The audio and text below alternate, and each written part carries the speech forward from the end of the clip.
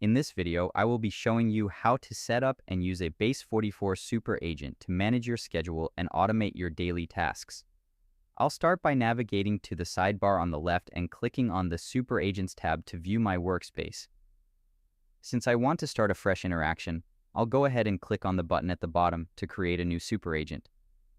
As the agent initializes, you can see it is designed to help with a wide range of tasks, from business and finance to education and health.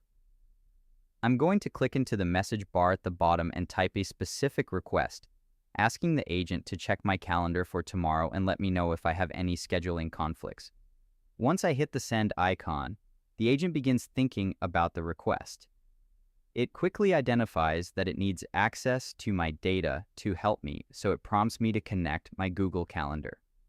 I'll click the connection button, which opens up a secure Google sign-in window in a new tab. I'll select my account, confirm that I'm signing back into Base44, and then I'll reach the permissions page. It is important here to check the box that allows the agent to see and download my calendar events so it can accurately analyze my schedule.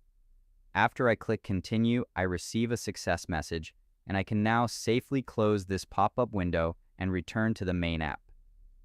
Back in the workspace, the super agent automatically resumes its task.